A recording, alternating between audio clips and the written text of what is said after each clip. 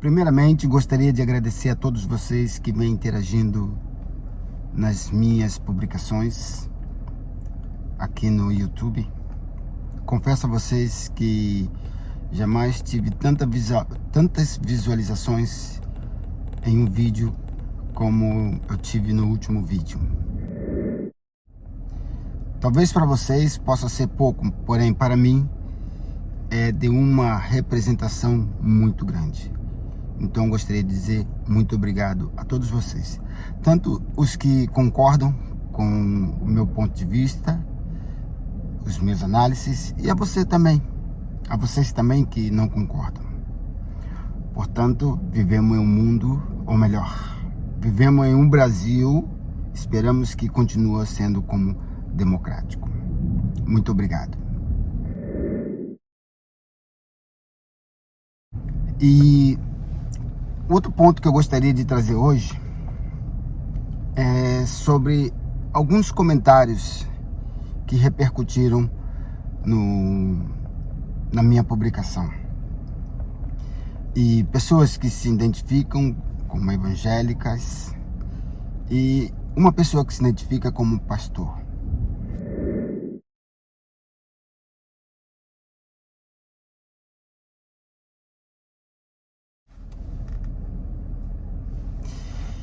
Precisamos entender que a Bíblia ela é transitória e interpretativa.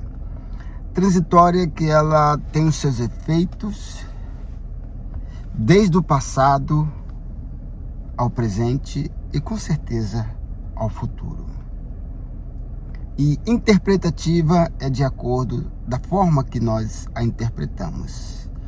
Porém, é preciso sabermos que texto sem contexto é pretexto para heresia. Você que se identifica como líder evangélico, como líder católico, nós precisamos nos aprofundar em certas coisas que aconteceram no Brasil nos últimos anos antes das eleições de 2018. E uma da melhor forma, entendo assim, para interpretarmos e entendermos o que vem acontecendo no Brasil, é se fizermos algumas análises das falas antigas do falecido Dr. Enéas Carneiro. A minha pergunta é, seria o Dr. Enéas Carneiro um profeta?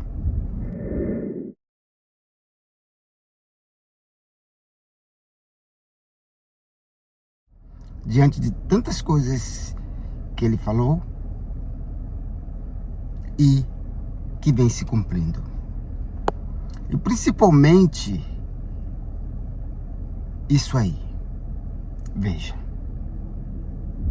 E como resgatar a imagem do político para as próximas eleições, agora para que o povo acredite, possa novamente ter fé? Senhor Zé Marques, repito sempre, sinceridade. É preciso a gente dizer a verdade, por pior que seja. Às vezes dizer para ele, poxa, o senhor acabou de perder 1000 votos. Não faz mal, mas eu continuo sendo coerente. Agora, meu senhor perguntou, quantos o senhor tem? Eu digo 66. Não vai. Tá jovem ainda. Não, porque eu pinto a barba. Pode rir, pode dizer o que quiser. O que tem? É verdade? Pinta melhor um pouco, eu já sou careca. É uma desgraça. Também sou, então. O senhor tá novo, engana bem, 40 e pouco. Vamos chegar aos 60 pra mim, entendeu? Então, eu perco muito eleitor, não faz mal, tô dizendo a verdade. Seja qual for o tema, a meu ver, o que conquista a população é a verdade. E eu digo isso em palestra, digo em televisão, digo na minha sala de aula, digo em todos os lugares. Se o senhor me perguntar o que eu não sei, eu lhe direi, não sei, eu não acho. E vou procurar saber. Sem dúvida. No momento seguinte, eu vou tentar saber. Doutor Enéas, o senhor acha que se os nossos filhos tivessem mais educação, hoje o mundo político seria diferente? Eu vou me permitir ser bem contundente. Eu não acho, eu tenho certeza. O ponto nuclear é a educação. Porque em tendo sido educada, a pessoa tem mais condições de análise. Se o senhor pega um homem simples, um homem nosso do campo, ou um homem simples que trabalha o dia inteiro na sua fábrica, ele não tem ideia do que se passa, ele não tem escolaridade. Ele diz assim, isso é assim mesmo, eu já ouvi isso tanto. Porque o avô disse que era assim, o pai. Entendeu? Então ele diz para os filhos, é assim, o senhor foi extraordinário dando livro, porque é lendo, é se formando, é comparando, é que a pessoa vai formando o seu próprio universo. E ela vai poder ter a resposta dela, não a minha. Claro, ela vai poder dialogar.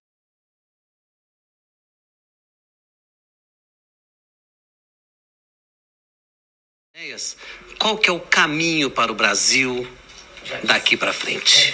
Está escrito independência. Independência. Independência ou morte?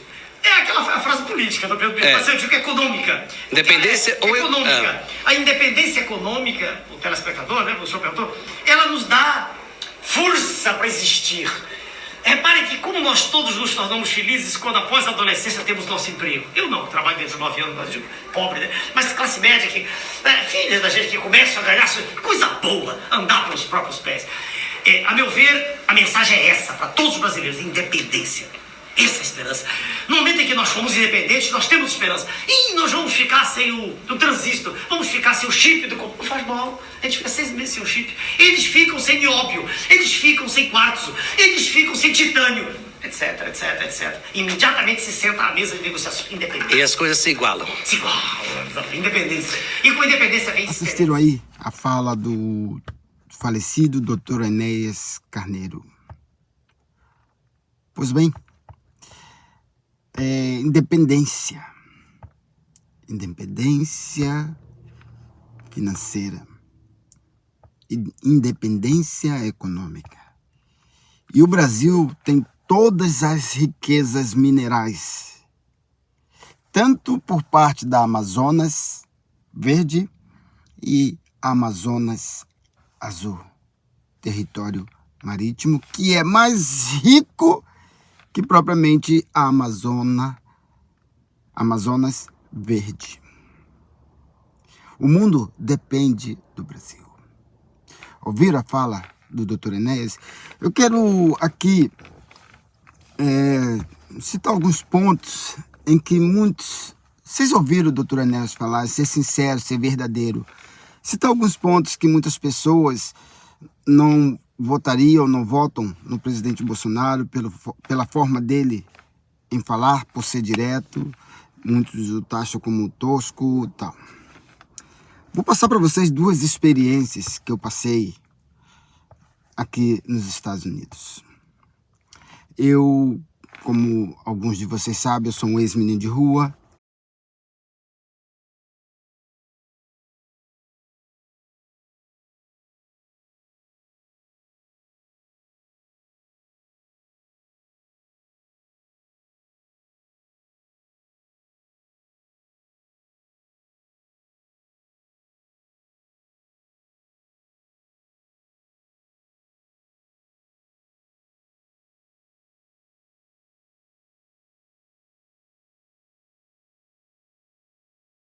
Do Rio de Janeiro, tive a oportunidade através da churrascaria Porcão de Ipanema.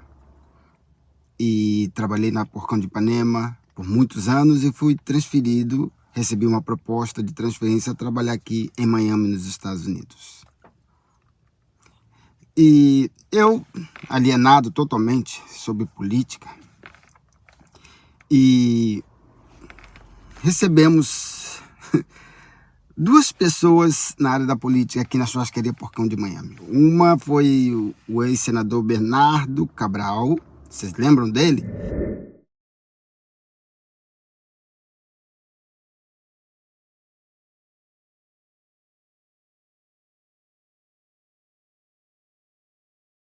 Eu nem sabia quem era ele. A outra pessoa foi a Zélia Cardoso. A Zélia, obviamente, não tem como não saber quem era ela, depois de tudo que aconteceu durante o período do plano Collor. E aí estava o ex-senador Bernardo Cabral e sua esposa e mais um casal. E eu estava atendendo, era maître aí.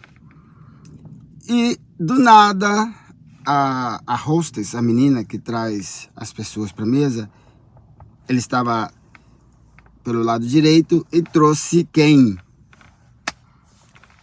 Zélia Cardoso. Sentou bem próximo, na fileira do corredor, bem próximo a ele.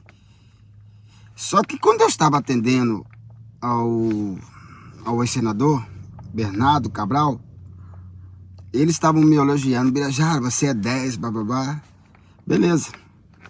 E só que eu reparei que a Zélia, ela sentou de costas para eles, porque ela a reconheceu e ele a reconheceu, obviamente, porque eles tiveram um caso, vocês sabem disso.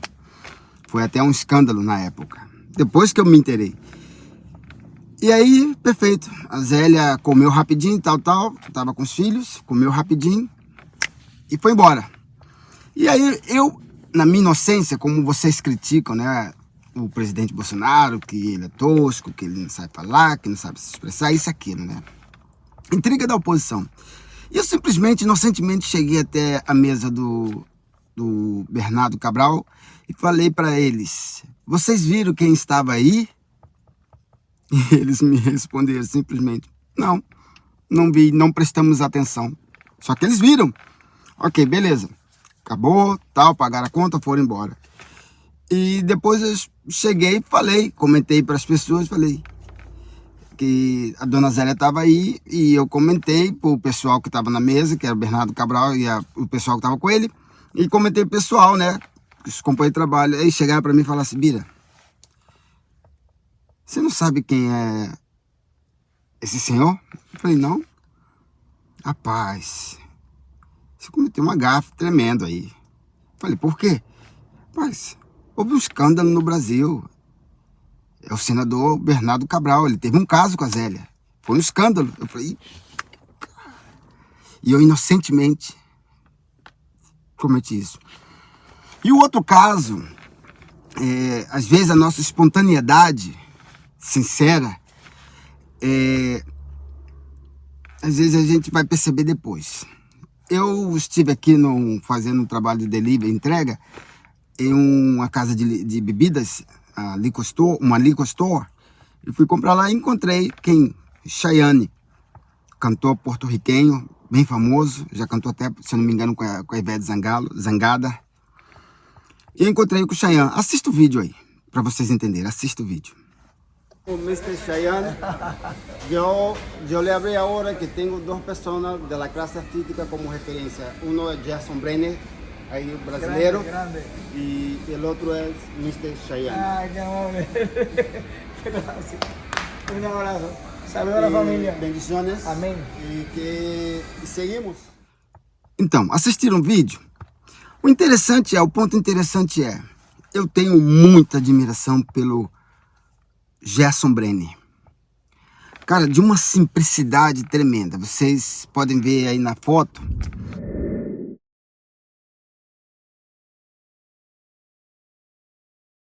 Ele ia muito no Porcão, na época que tá no auge da fama, da novela Rainha da Sucata, da Margarina Alpina, tal. O cara tava estourando, era o mais famoso na época. O cara simples, vocês não imaginam a simplicidade do Gerson Brenner.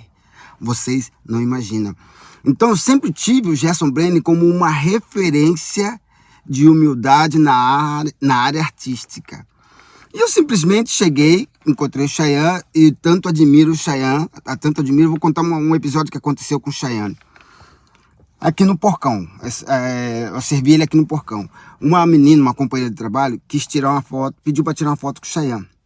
Lá fora, no estacionamento, porque lá dentro tinha as regras, para não incomodar as pessoas famosas, dentro da Porcão. Então ela saiu. Nisso que foi manusear a câmera dela, pum, aquela câmera digital quando saiu, sabe, aquele alvoroço, famosa, aquelas câmeras. Então a câmera caiu e, pum, quebrou. Sabe o que o Chayanne fez? No dia seguinte, ele simplesmente mandou o assessor dele com uma câmera nova para entregar a menina. Ele nem lembrava disso, eu lembrei o episódio para ele. Então, é uma pessoa que eu sempre admirei. Eu poderia, como eu estava presente com a pessoa, com o Chayanne, eu poderia colocar ele em primeiro lugar. Eu poderia falar que ele era a primeira referência, mas não, eu coloquei o Gerson Brenner. O que acontece? É a sinceridade espontânea que a gente tem dentro da gente. E muitas das vezes a sinceridade espontânea que a gente tem dentro de nós incomoda as pessoas. ofende as pessoas. Ok, o presidente Jair Messias Bolsonaro, em certas falas, pode ser que ele tenha errado, né? E na interpretação de muitos, que ele não tem coração, que ele não tem afeto humano, tal. Não, mas não é isso. Então, se nós analisarmos bem, quem deveríamos culpar por todas essas mortes que aconteceram, infelizmente, quem deveríamos culpar a origem do vírus. A origem do vírus. O presidente Bolsonaro, ele batalhou para que as coisas pudessem serem resolvidas e ajudarem as pessoas. E olha o detalhe interessante que as pessoas não param para pensar. Quantos opositores existiam na época contra o governo Bolsonaro, do partido petista? E o Bolsonaro não deixou de ajudar. Vocês já pararam para pensar nisso? Ah, não, mas eu não gosto da fala do Bolsonaro. Ninguém gostava da fala do Dr. Enéas. E ele estava correto nas suas falas. E hoje a gente vê. E hoje nós analisamos as falas do Dr. Enéas como falas proféticas. E tudo vem acontecendo. Obrigado, pessoal. Desculpa aí eu ter me exaltado um pouco. Agradeço a vocês pela interação nos vídeos. A única coisa que eu peço a vocês, não vou pedir que vocês se inscrevam. Sintam-se à vontade e livres. Mas dê um like, dê um joinha para que o vídeo possa chegar mais ao alcance de pessoas, tá bom? É só isso que eu peço a vocês. Questão de inscrição fica à disposição e a critério de vocês.